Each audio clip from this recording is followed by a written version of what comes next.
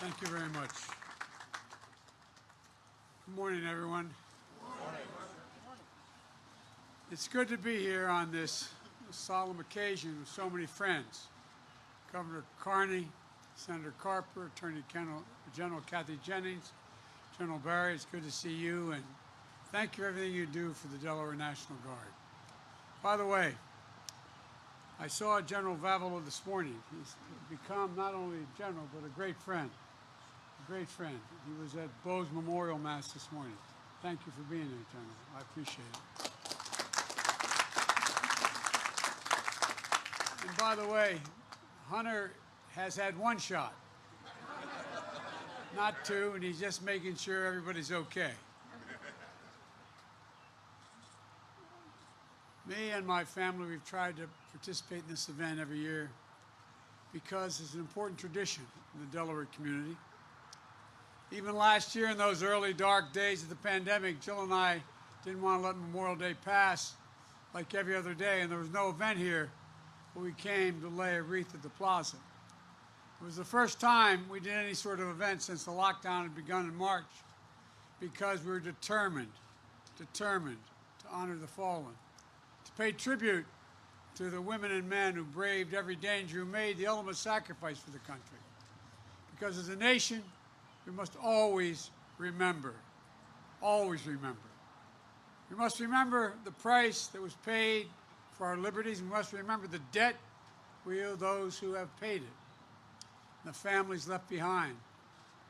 My heart is torn in half by the grief. The communities are never whole again. Folks, it's also an important tradition in our family. As many of you know, this is a hard day for us. 6 years ago today, Hunter lost his dad and I lost my son. It's the first year of his passing back in 2016.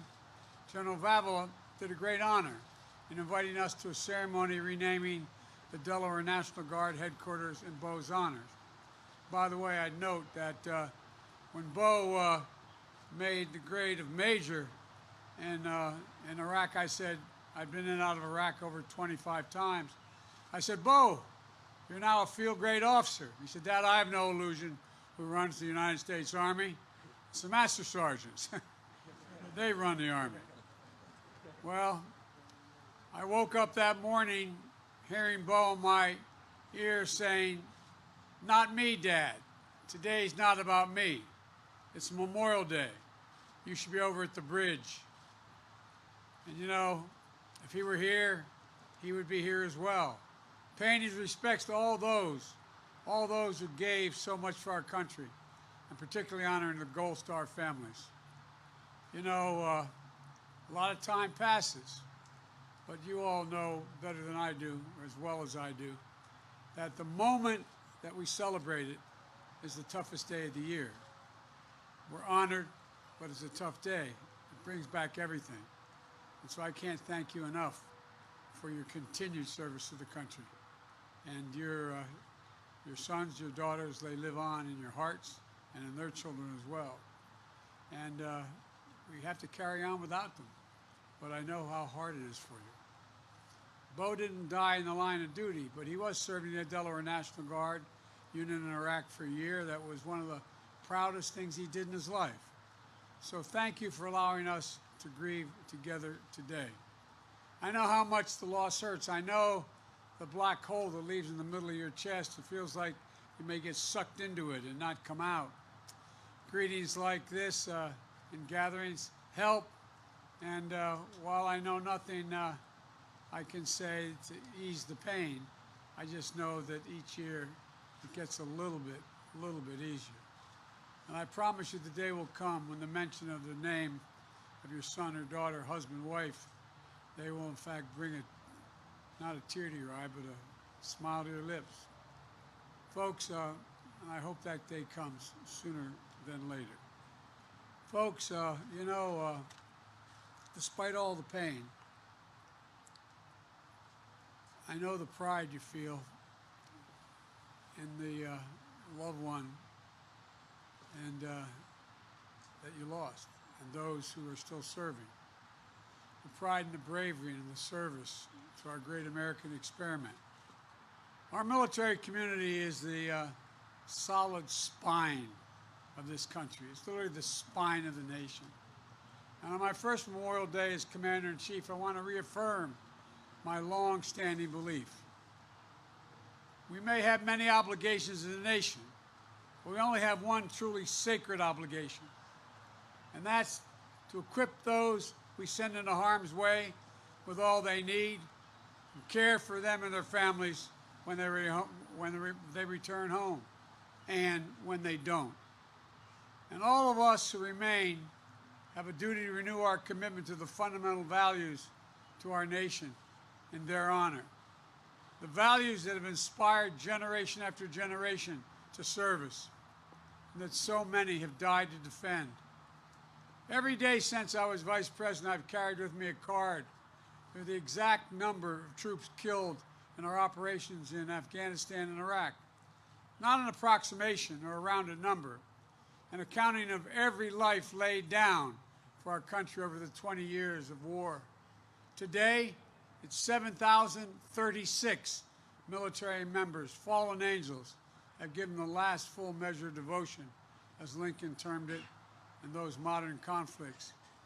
And we'll never forget. They were the guardians, and we're the guardians. They're the guardians of us, and we're the guardians of their legacy, the inheritors of their mission, and the living testament to their sacrifice that is not going to be in vain. Because every American democracy endures.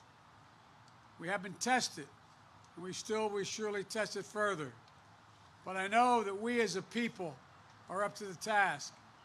Each generation of Americans receives a precious gift of liberty, and we work to share it with more people, to make our country more open, more free, more fair, to bring us closer to making our American creed a reality for all Americans, that all women and men are created equal, that all women and men equally deserve to be treated with dignity, that all men and women deserve equal rights, equal protection to build their futures for their families and hope and opportunity.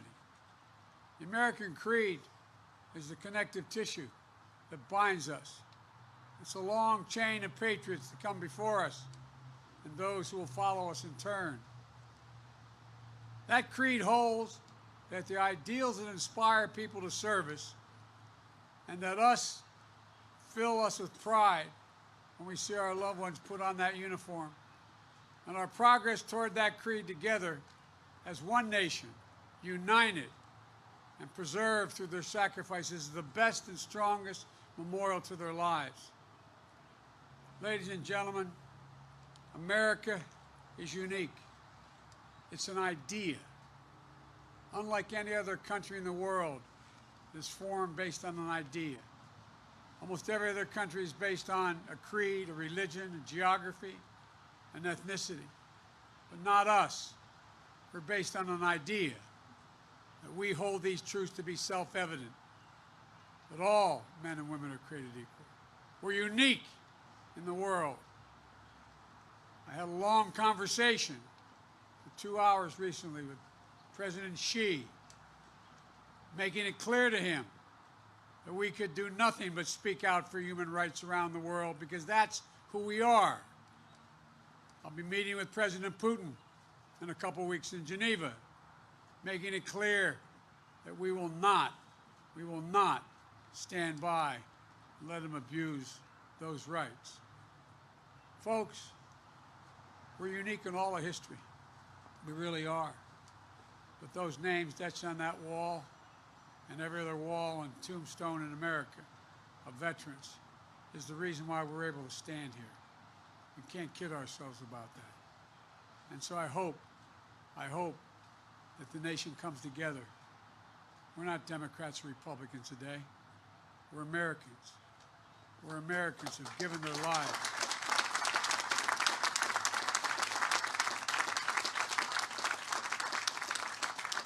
And it's time we remind everybody who we are. Thank you all for being here. May God bless you all, particularly the Gold Star families and survivors. And may God protect our troops because they're still out there. Thank you.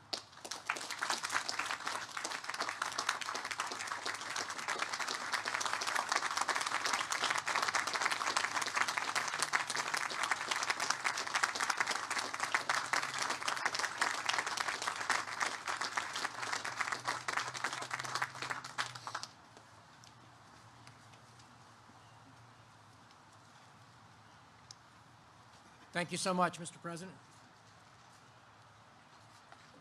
At this time, I have the honor of introducing our U.S. Senator, our senior U.S. Senator, retired Navy captain, which I'm very proud of.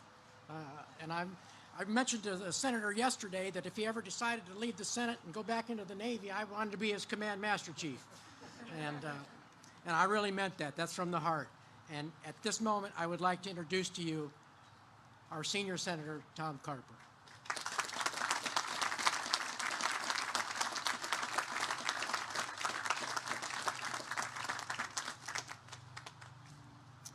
I'd be honored to be your commanding officer. Let me just say, John Carney, our governor, said to me, when you're about to introduce me, he said to me, what did you do to draw the straw that makes you speak after the president? You have to follow the president. Chuck, I just said, I'm just glad I don't have to follow Frank Babala. Yeah.